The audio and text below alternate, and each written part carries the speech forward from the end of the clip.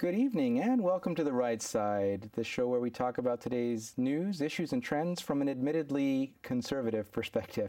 This evening we're very lucky to have a guest that's a former member of the Obama administration. He was there for a couple of years as the Assistant Deputy Secretary of Commerce. His name is Ro Khanna. He's also a recent congressional candidate, and he's the author of Entrepreneurial Nation, which talks about how to bring manufacturing jobs back to America. And that's going to be the majority of our topic of conversation for this evening, but we're going to get to know a little bit about Ro as well.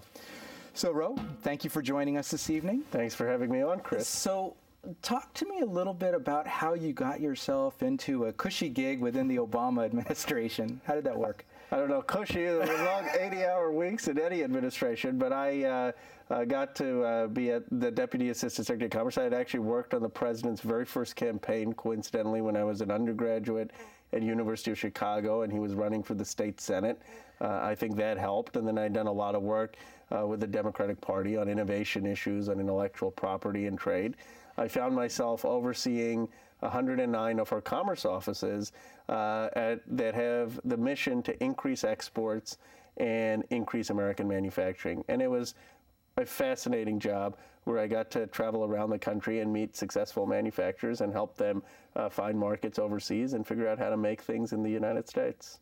Which is great, and it's exciting and everything else. You actually took the time to capture a number of those stories in your book.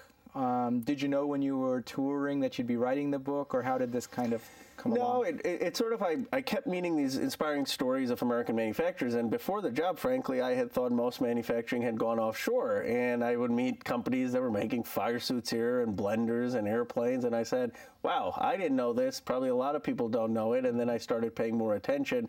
And probably halfway between the job, I said, wow, there are a lot of interesting stories. Let me start really writing something about this. So it was more organic, as I was surprised that America is still neck and neck with China when it comes to manufacturing. Which is interesting, because I know that a lot of people have no idea whatsoever that we still do. We are one of the world leaders in manufacturing, although politically we talk about all the jobs that are being offshored and everything else. You did make some references within the book to the difficulty, some of the political climate, some of the trade imbalances that might be noticed by some of these manufacturers as they're trying to compete in their own marketplaces. Tell us a little bit about that and what you saw. Well, I think the frustration a lot of manufacturers have is that the trading field, it's not a level playing field. You have in China the regime manipulating its currency, providing subsidies for manufacturers, free land, free rent, not enforcing intellectual property laws, requiring joint venture agreements as a condition to selling into the market. And, you know, this is not a free market, and it's hurting, frankly, China's own consumers, because it's not at the expense of China's exporters, and it's hurting American manufacturers. And so certainly pushing for reform is critical to increase our manufacturing base. So the curiosity I would have is why you focused on manufacturers specifically, because I was, quote unquote, a host of a Chinese trade delegation many years ago. And I had an opportunity to see what you're talking about, where they come in and they do the pitch. They show you, and this was not for necessarily as much manufacturing, but more for IT types of code development types of services, where they have cities that are wired to the internet and everything else, a highly trained workforce. They offer no tax, no income tax for a certain amount of time, no corporate tax for a certain amount of time, and they will fly the workers here, et cetera. And they make a very compelling case about making it an easy place for you to do business versus some of the other things that are happening here in the United States, which make it increasingly difficult to do business. But why manufacturing versus just looking globally at how to create jobs in this current economy?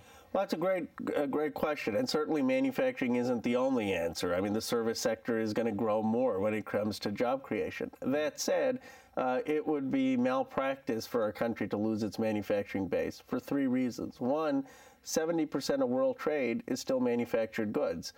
So we have a $6 billion trade surplus with China when it comes to service goods. We have a $220 billion trade deficit when it comes to manufacturing goods.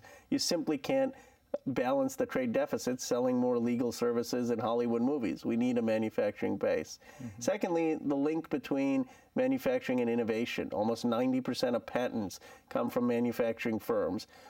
If you lose production, we see that design follows. When we lost a lot of semiconductor manufacturing, solar design went offshore. And so it's critical for an innovation perspective to retain at least advanced manufacturing in the United States. Right. And finally, the third point is this still provides 10 to 12 million jobs that pay well, that sustain the middle class. So I think on a bipartisan basis, we ought to care about being a manufacturing leader. I'm not in disagreement. I just saw, as I was reading your book, some of the things that would make people feel good to know existed within the manufacturing companies that you interviewed, people who are proud of their products, right, who are constantly looking at ways to innovate and be competitive, even with all of the monstrous things happening in other countries that would theoretically put us at a disadvantage. Exactly. That they still took pride of ownership, they still got in there, and they figured out how they were going to innovate, how they were going to make things better. And I could sense your excitement about these things right. when I was reading the book, but then I was thinking, you know, I take for granted, having worked inside companies, that this is just how Americans think. This is just how they operate. They right. take pride, or they get fired. Right. But the people who really care about what they're doing, they show up excited to work and to contribute, and they look at a request from a client not as necessarily an annoyance, but a challenge that they right. can overcome, and in doing so, create new business models. And right. For example, a more silent blender right. was something that you had mentioned, right. and so that was the thing that I thought it was too limited to just talk about manufacturing, when it's more the American ethos and the entrepreneurial spirit that I see all around us. Well, I appreciate that, and certainly the book was trying to convey that about the entrepreneurial spirit, the American work ethic, the hard work. But for me, my expertise was through manufacturing, and I'm not in any way a great writer, but great writers say that they write about a locality sure. to touch on universal themes. Right. So they may write about the South, but that's really talking about the human condition. Right. And for me, my sense was, can I get to that American essence, that American spirit, mm-hmm. by focusing on manufacturers. Right. So to the extent that that's what comes through, and I think at the conclusion I say that these manufacturers are really a symbol for American resilience, American promise, and not giving up on this country. Mm-hmm. So I would get really excited at points, and then there was the conservative that kicked in with me, and you. What would happen is there were a number of things that I saw that. For example, it seemed that you were bumping your head against some bureaucracy even within your own department or your own organization. Talk to me a little bit about that, because that's the part that would make me bald in almost no time flat, just ripping my hair out. Well, the one thing that I learned is you have to get 9 or 10 concurrences to do anything. I mean, so it's a slow-moving bureaucracy. And one of the things we accomplished is we brought performance metrics in allocating resources. So we have these 109 offices. It used to be wherever a congressperson or senator wanted someone, you send someone there. And my boss, it wasn't my idea, said, this is ridiculous. I've been in the private sector. We ought to look at the rate of return. How much exports is someone generating per office? And we did that. So I feel better now. Thank you for sharing that. Well, it wasn't my idea. It was my boss's idea, but we got to implement it. And what I told, I was just coming from teaching a class, and I was telling the students, I said, in Washington, it's tough to make huge changes, but you can do tangible things and do them well. And so I felt like we did some things to make the bureaucracy a little more efficient. Okay, good. Do you think they'll stick?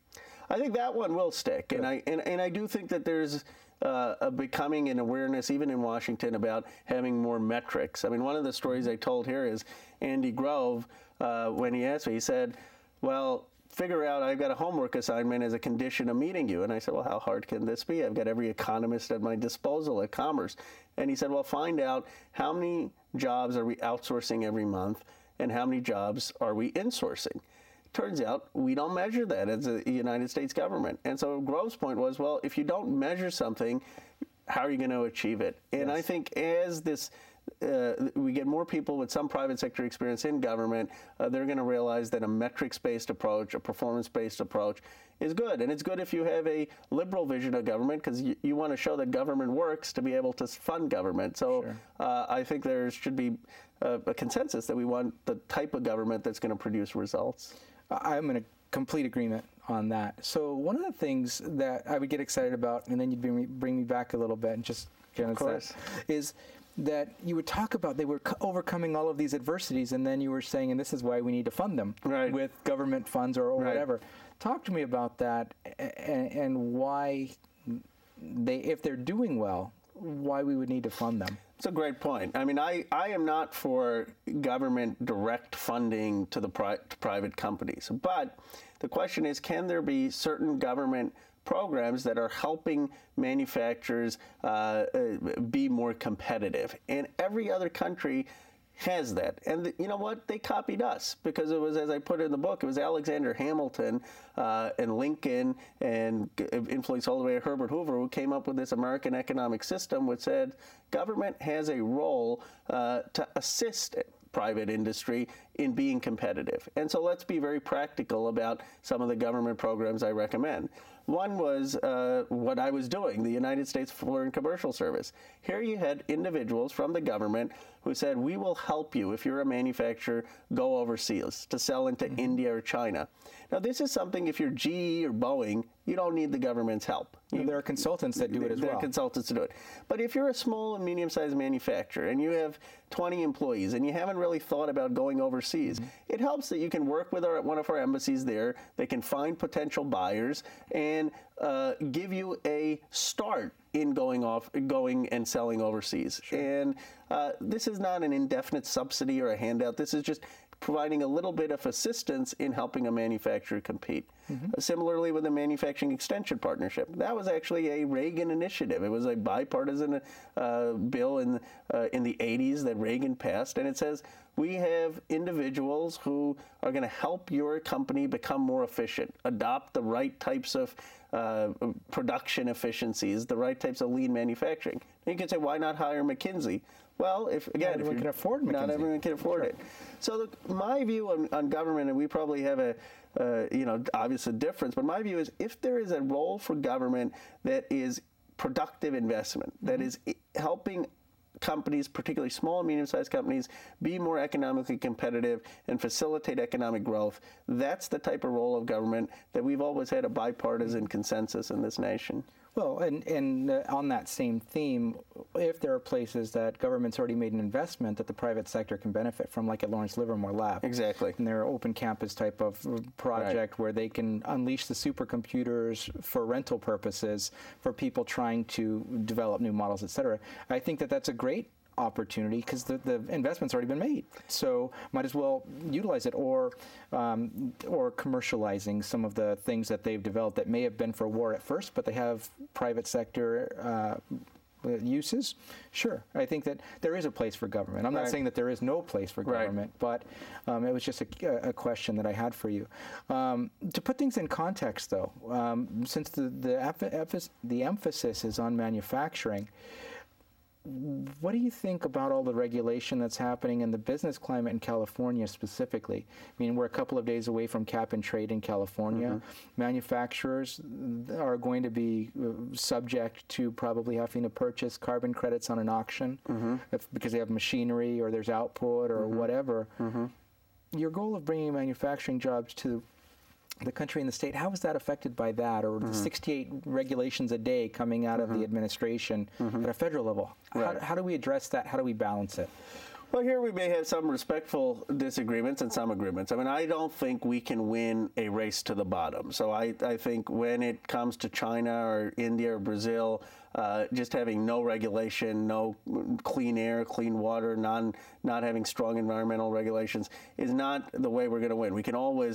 Someone can always have less regulation than us. I think the way we win is by being the most innovative workforce, by being the most productive. Mm-hmm. That said, we need smart ways of navigating regulation. So there is a problem that if someone wants to start a company here or a factory and they have to go to 35 different agencies and it takes them 2 years to get all the permitting done. Yes. And I think we could disagree on the right and left about what regulations are required, and I probably think more regulation is necessary than you do. But we can both agree that to the extent we have these regulations, let's streamline it and let's have a way of cutting through the red tape. And there have been efforts with Select America or others that are starting, haven't been fully implemented, to try to see if you can have a one-stop shop for getting a lot of these permitting and regulations dealt with.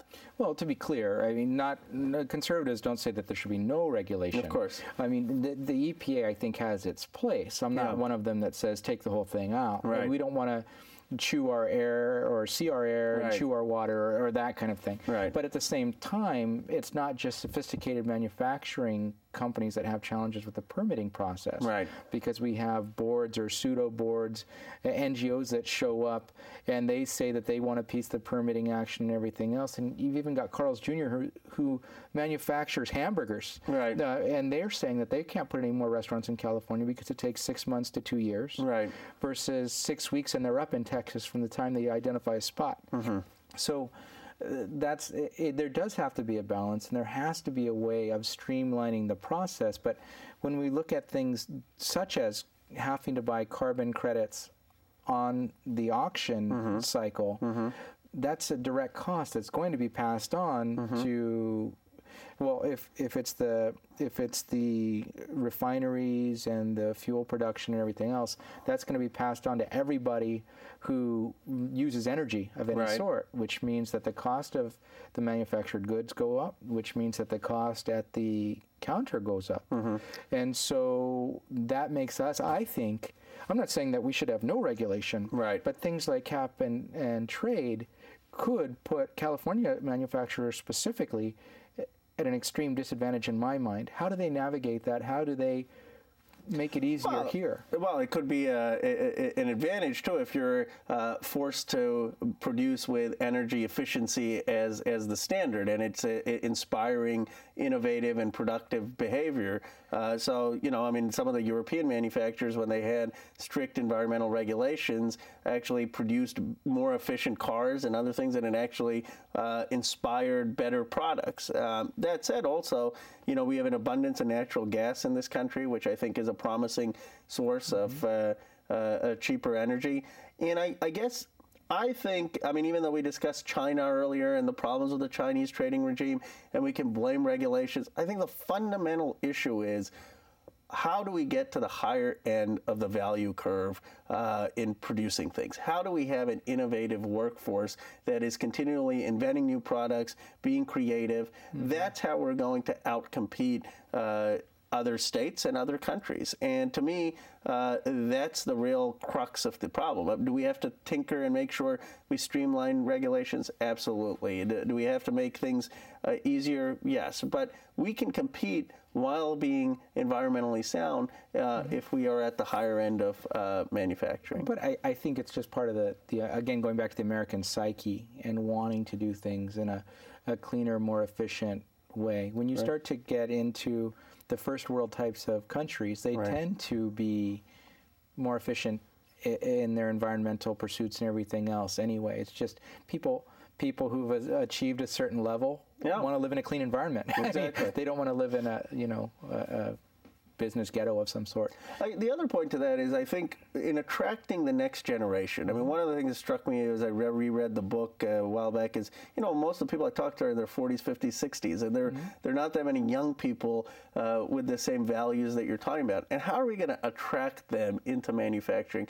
I think things like being environmentally sound, caring about global warming and the effects of that, is going to attract a lot of the kids at Stanford and Berkeley to go into manufacturing because they're motivated by wanting to change the world. One of the things for example, my brother's a teacher at an ROP program, and we can talk about that later. But so one of the things that I think we need to look at is if we are putting money into public education as an example, that not all kids are going to go to Stanford. Right. Absolutely. And so we need to get them the skills, basic skills that they would need for manufacturing type jobs or blue collar types of jobs, and we can do that at a high school level or at a level maybe just beyond that, that's not necessarily a 4-year university or that kind of thing, trade type schools. Right.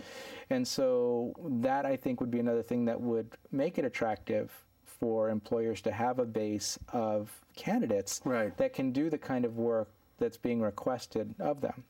And so that's another place where I think we might agree that some government involvement may be okay, may be warranted, but we have to have the workforce that can do the work as well as a clean place to do it. Absolutely, and I think it would be good if I had more metalworking or shop classes. I mean, we've grown up with a generation of people who don't know and appreciate the value of these skills, and if it would be practically good to have them for people who can then go get jobs in those areas, and also for people who, like me, go and do other things to say, well, that's hard. I mean, have you ever tried to operate a CNC machine? That's just as hard as copying, pasting, and doing a brief. And so to increase the respect for some of these professions. Yeah. I mean, I can drive a forklift as an example. Right. So, I mean, these are things that are valuable later. Just having that mechanical aptitude, even like you said, if we don't do anything with it career-wise, probably pick up an extra talent or at least an understanding of another person's shoes. Exactly. It's valuable. So, we'll end it on a happy note. We've got about a minute and a half left. Great. Tell me where you identified the biggest opportunity for manufacturing in your travels. And a general thing, anything that is advanced manufacturing that's requiring precision, that's requiring innovation, specifically in industries, aerospace is one where we do very well. Steel, surprisingly, we're doing quite well. Of course, clean technology manufacturing in certain areas of energy efficiency in particular, the United States is doing well. Medical equipment is a place where we're doing well. But I think that the bottom line is almost any product, if we are bringing a approach that's going to increase efficiency and going to invent the next generation of product, we can compete. And that's exciting because it means that America is not only going to lead economically, but we're actually going to be contributing to the technological progress of the world. Great.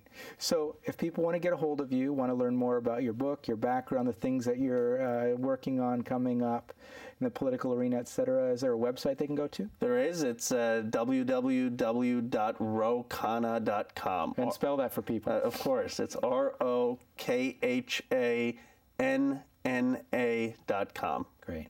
Well, Ro, thanks for coming and sharing this evening. I've been looking forward to a similar conversation as this for some time. I have too, and I appreciate it. I think coming across the aisle and with especially on manufacturing is so critical because I can't see anyone in America not wanting to grow our manufacturing base. All right, agreed. All right. Thanks, Ro. Thank you. Hang tight. At this moment, we're going to have a word from our underwriter, the Conservative Forum.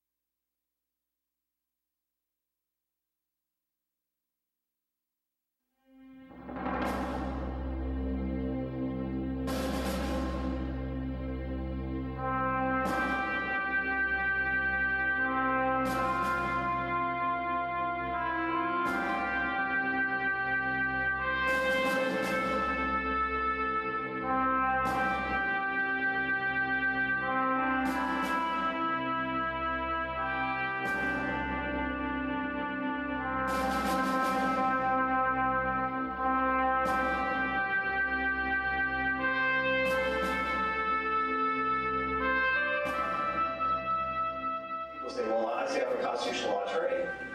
They say, oh, really? What kind of constitutional law attorney? I said, well, I'm the true kind. The kind of believe that the Constitution is what the Constitution says and what it was intended to say. Anything beyond that is tyranny and should not be allowed.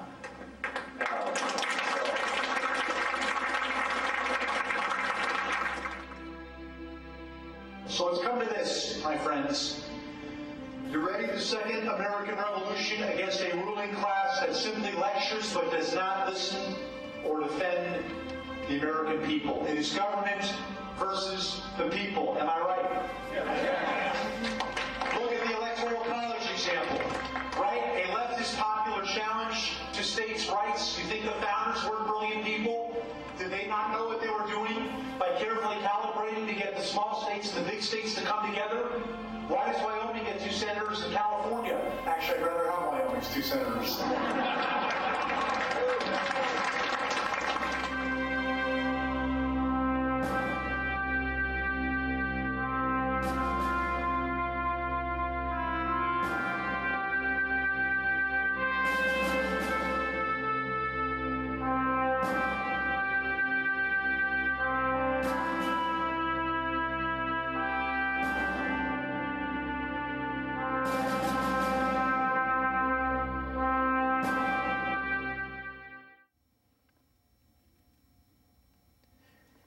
And that was a word from our underwriter, the Conservative Forum. The Conservative Forum meets typically the first Tuesday of each month at the IFES Portuguese Hall at 432 Steerlin Road here in Mountain View. And they're known for their speakers, in addition to underwriting our program and many of the other initiatives that they do. And just so you know, the upcoming speakers, for example, in December, we have our Christmas party, and Armstrong and Getty will be the speakers at that event. In January, it's Jeroen Broek he's the director of the Ayn Rand Institute. In February, Kevin Jackson from the Black Sphere. In March, a panel discussion on how to fix education, and yes, unions have been invited to participate as well. In April, Hillsdale College's Dr. David Bobb, and in May, what I'm looking forward to, Bill Whittle will be the speaker. And so we'd like to thank them again for making the show possible, and you can learn more about them at theconservativeforum.com. In closing, I'm glad to have been able to have this discussion with Ro Khanna this evening. Again, he's the author of The Entrepreneurial Nation, and the discussion was good, and I think it's one that needs to happen on a bipartisan level with people across the ideological spectrum.